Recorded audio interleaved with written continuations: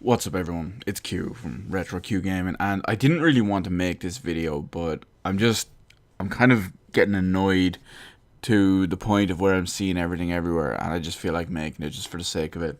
As well as a couple of people specifically messaging me, asking me about, it's like, do you think the Nintendo Switch is good? Do you think this feature is bad? Do you think this feature is good? Or the lack of this, that, and the other? And there's just so much information floating around. I just wanted to throw in my little 2 cents on it because reasons. So, we all know a few days ago, Nintendo unveiled what is actually the Nintendo NX. It's called the Nintendo Switch. It's officially their next home console, but it can be taken on the go like a portable console. So it's basically the Wii U replacement and the 3DS replacement, despite them saying the 3DS is not being replaced by the Nintendo Switch. So it has the screen on the actual unit itself. It looks kind of like the Wii U. I'll throw a picture of it up here. But it looks kind of like the Wii U gamepad in the sense that it's a tablet with buttons on each side and the controls, the thumbsticks, the usual. The controls are a bit more, what would you call them? A bit more usual, unlike some of the other stuff. So it's more in line with what you'd expect from a regular controller from a different system. Because I mean, let's face it, Nintendo is one of the big three, so that's all that matters. But they're obviously very different from the likes of the Xbox One or the PS4. So when you look at this, obviously the big thing about it is that you can plug this into the dock and play it on your HD TV, your full what we're assuming will be your full HD TV, not your 4K TV. Obviously, it'll play on there too, but chances are this unit will not push 4K. Now, I'm not going to say I don't care about 4K, but what I'm just going to say is I'm not making a big deal of it in this video. Because I'm sick of everything being everywhere. And to be honest, if you're expecting this system to be 4K, you're just fooling yourself at this point, because Nintendo haven't put out a generation leading hardware power wise since the Super Nintendo. So yeah, you're just fooling yourself at this point. Now, what else have we got? So you've got that the beauty of it is the games will run on cartridges, and the main reason for that is when you have it in the dock and you're playing it on your TV, you can just pop it out and you can just take the game on the go. It's not a different version of the game or different smaller features or mini games or whatever like the old Dreamcast VMUs used to have, but it's the actual same game playing on the tablet with your same save file. It looks to be uninterrupted, so it looks to be nice and smooth that you literally just pop it out of the dock and it instantly just changes over. Because of the style of controllers and all as well, they're usually mounted on the side of the actual screen, but they can be dismounted from the tablet portion itself.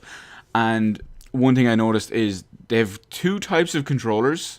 One of them is basically the Pro style controller, so it'd be somewhat similar to, you'd have like an Xbox One controller or a PS4 controller. It's more in line with the Xbox One controller because of the layout of the buttons and sticks, but it's that same kind of controller that you'd have with one of those systems, or the Wii U Pro controller.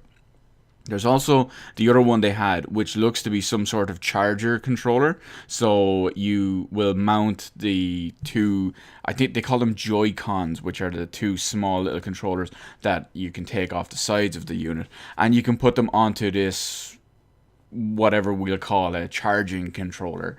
So you can put them on there, and the size and shape is kind of similar to a regular controller from a different system, so you could just use that, and what I'm assuming is charging them. But there's a couple of issues with all of that. One, the battery life of the actual unit itself.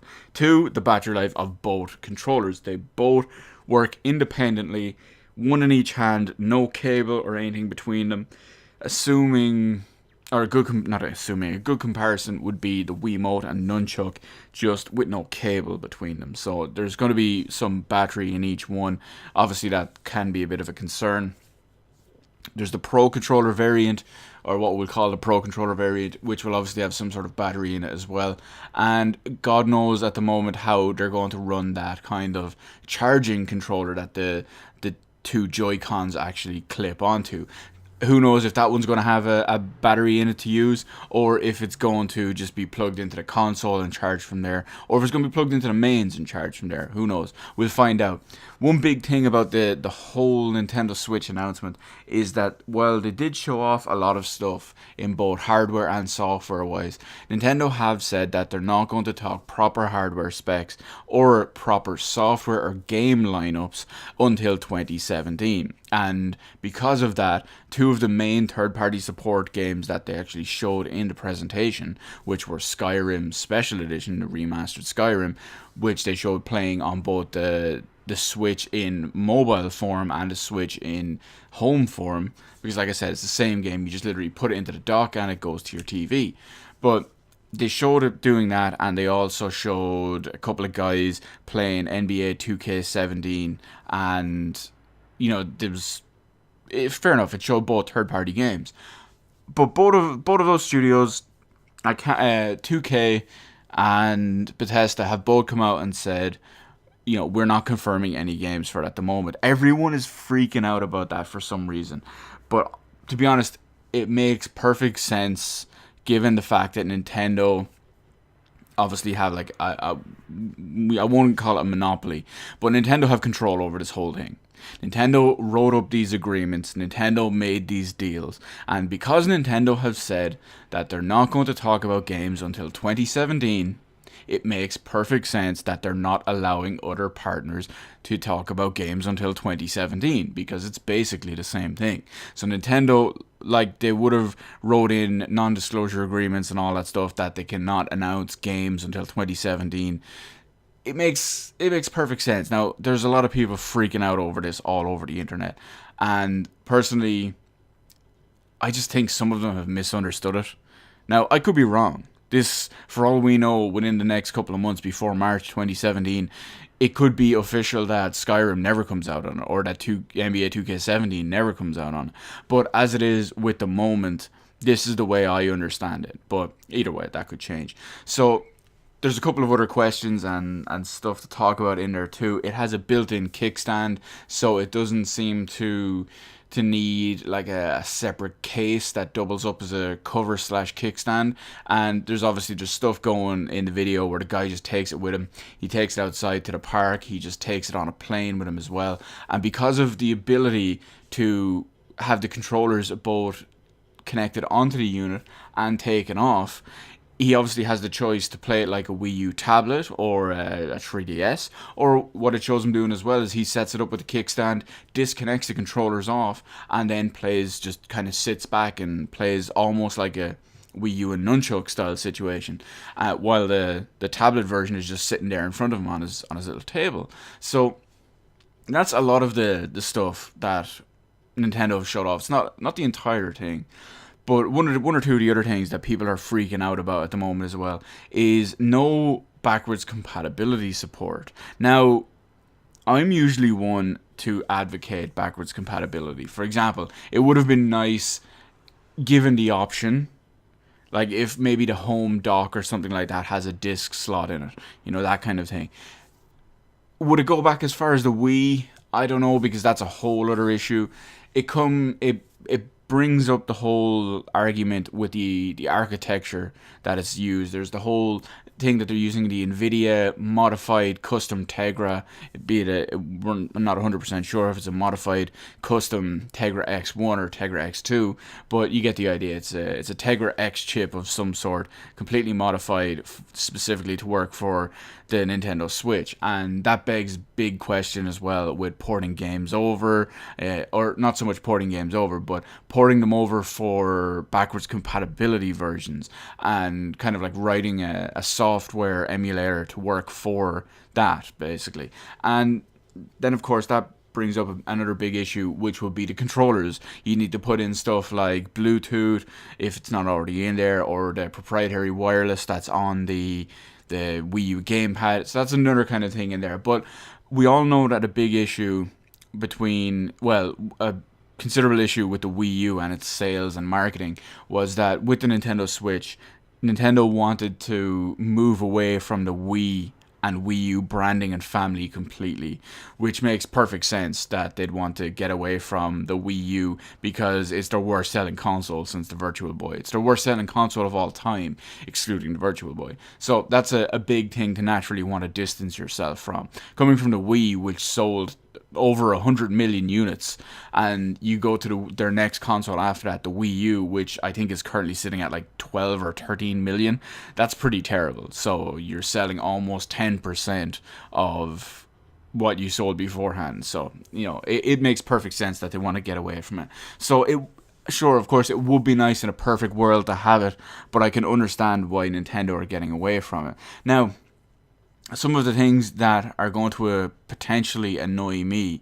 So we all know in the last little while, and I've made a couple of videos about this before, is the unified Nintendo account, basically. So it used to be that you'd have the same account, kind of, but you would log in on, say, your 3DS or your Wii U, but it wouldn't exactly be the same thing. It would be, you'd log in with it on one, and you'd log in with the 3DS version, and then you'd log in on your Wii U with the Wii U version. And then they created the My Nintendo Unified account and all. So now it logs in with both. It's got your Nintendo Network ID linked into one main account. And I've made several videos on this before because it's something they really need to get right.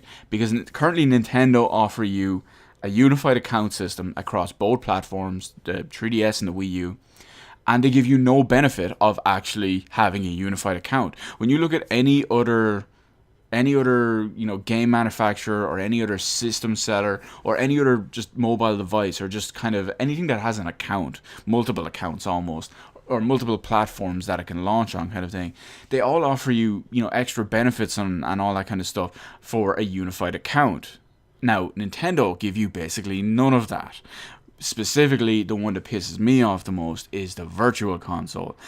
There's plenty of stuff I've bought on the Wii that were eventually ported to Wii U versions. I know I can play them in the Wii backwards compatible mode, but you just to port them over, which allegedly from multiple developers takes exactly 2 lines of code dropped in at the very end of the programming for the ROMs. According to multiple developers, it takes 2 lines of code, copy and paste it right into the very end, and it will take those Wii versions and they will work properly on the Wii U with the expanded features, the better scaling, the support for the controller, and things like save states and all that as well, because that's a feature of the Wii U version. And, despite all that and the alleged hard work that's put into it, you still have to rebuy them. Now, sure, you do get a significant discount. I mean, I think you can pick them up for like $150, but it's not the point. You shouldn't have to rebuy them again, essentially. And now that was one issue between just the Wii and the Wii U. Now, some of these games are on the Wii U Virtual Console as well as the 3DS Virtual Console, and these are the 2 platforms that use and share the unified account system.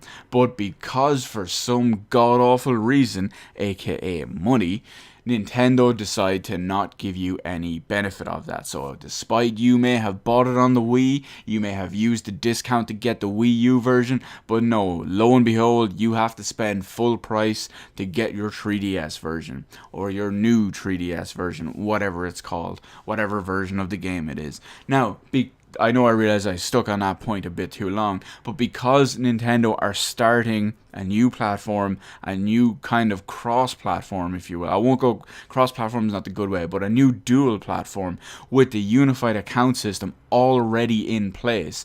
Not kind of jerry-rigged midway through both consoles' life cycles like it was with the Wii U and the 3DS. It was brought in later into both of those consoles. But because this one is starting with it from day one, they need to be able to bring that shit forward. Because the ability to play a crap load of your Virtual Console games just sitting at home on your TV and then just pick them up and walk out the door just like that is fantastic. And I know personally I don't want to buy a game for the third or maybe 4th time. I know that's too many times to buy it anyway, but I don't want to have to buy it for a 3rd or 4th time because of Nintendo's greed. So they need some sort of system to port it forward. Now, I don't want the discounted version unless you're going to resell it to me for 1 cent. I don't want a discounted version.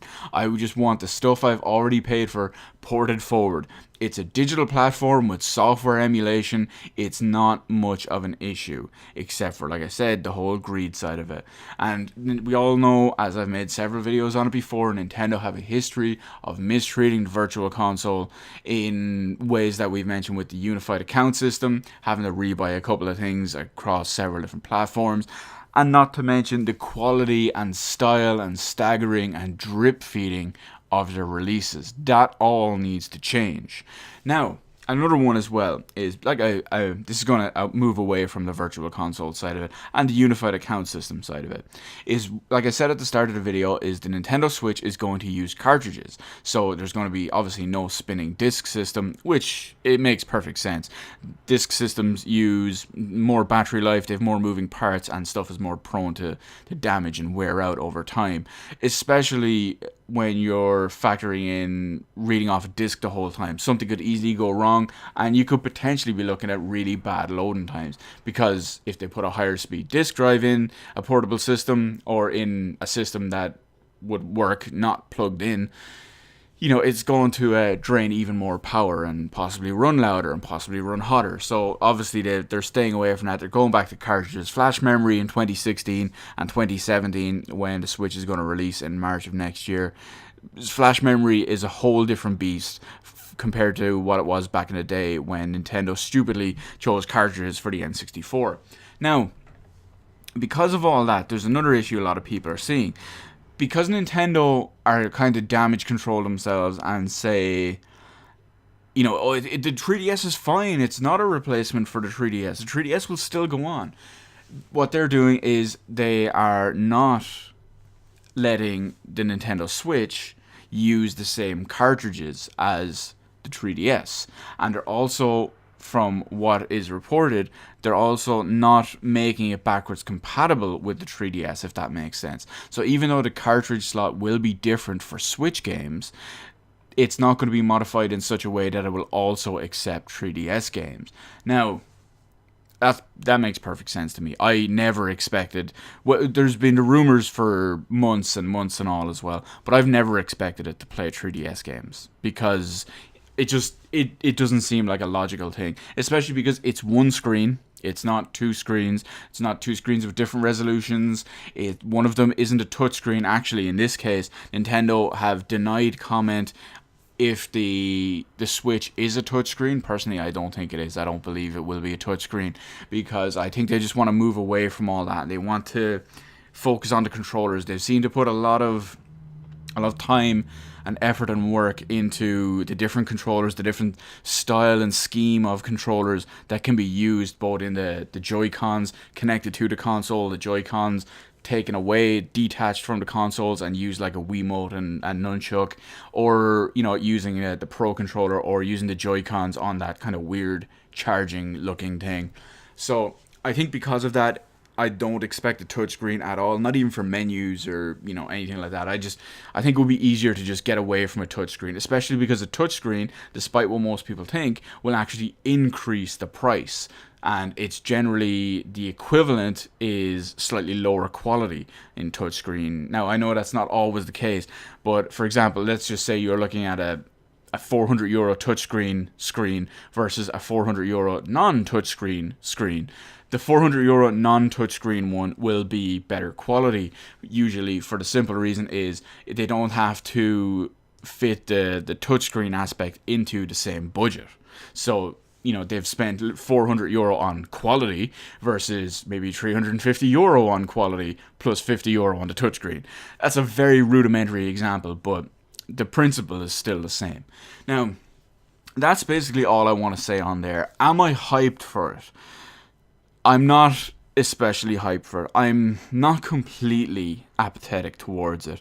It's just, I watched the Switch trailer, and when I did watch it, I thought, okay, this looks decent. It's not bad. Not bad. I'm not completely blown away by it. I'm not completely apathetic towards it as well. So I am going to get one. I'm going to get one day one. I look forward to more announcements in 2017 before March to see a games lineup or what we'll have, even post-launch games, what will be announced for it. Not just the actual launch ones too. So we're going to see all that. Now, obviously, that can change. Battery life details may come out. Sure, Nintendo have just said it, it's enough to play comfortably. But, what's comfortably to Nintendo might not be comfortable to anyone else in the world. After all, these companies are especially vague for, their own benefit, not for our benefit. But anyway, that's the main things. We'll see what happens within the next couple of months. It's not out till March. There's no price or anything on it yet. Nintendo said they'll talk about that at a later point. Most people are expecting it to be about $300 or €300. Personally, I think there will probably be two different versions of it when it launches. The base one will maybe be $300 or $350 or €350. And maybe you'll get like a 400 or €420 version, which will get you all the bells and whistles and extras. It's unclear if it'll be sold with the dock or if it'll be sold without the dock. But like I said, there'll probably be two specific SKUs to sell it separately. And what was the other one? And I'm sure Nintendo will announce those in the next couple of months. We'll see how it goes. I'm going to buy one. I know Nintendo haven't officially said anything about the game lineup, despite it, with the exception of that they're just going to talk more about it next year. But in the game trailer, we've seen Splatoon. Is it the same Splatoon? Is it a remaster or a port over, or is it a new Splatoon game? We have no idea. There's a new version of Mario Kart which seemed to have Mario Kart 8 style with not so much new graphics, but sorry, new. It had Boo in there as well. So, is it going to be Mario Kart 8 Plus or Mario Kart 8 Switch version, which has a little bit more content or something like that? Or will it be straight up Mario Kart 9? There was a quick glimpse of a new unannounced Mario game that plays kind of like Mario 3D Land and Mario 3D World. There was obviously Skyrim Remaster. There was NBA 2K17. And of course, there's the new Zelda game Breath of the Wild, which is coming out on Wii U as well as NX. So, that's just all that we've gleaned from that video. I'm cautiously optimistic or cautiously wary, even though the two words basically mean the same thing, about it, but I don't feel at the moment we can make a massive judgment about it. That's just my thoughts and opinions on it. I'm not jumping straight on top of the hype train. The brakes aren't falling off the hype train. None of that stuff. But I'm not completely saying, oh look, the Nintendo NX, fuck it. So I'm still kind of lukewarm on a scale of 1 to 10 about my hype. Obviously 10 being the highest hype. I'd say I'm maybe like a 6.5. So I'm a little bit more intrigued than completely in the middle. But we'll see how it goes. There's still a few more months for Nintendo to fuck it up, or there's still a few more months for Nintendo to completely knock my socks off. We'll see how it goes anyway. In the meantime, this video has gone on way too long.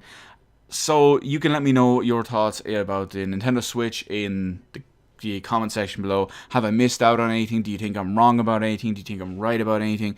What are you hoping for it? What do you think should change? Or, any of that kind of good stuff. Let me know it all in the comment section below. Hit the like button, hit the subscribe button. You can follow me on Twitter. Details in the description below. Thank you for watching, and I'll see you on the rest of the videos in my channel.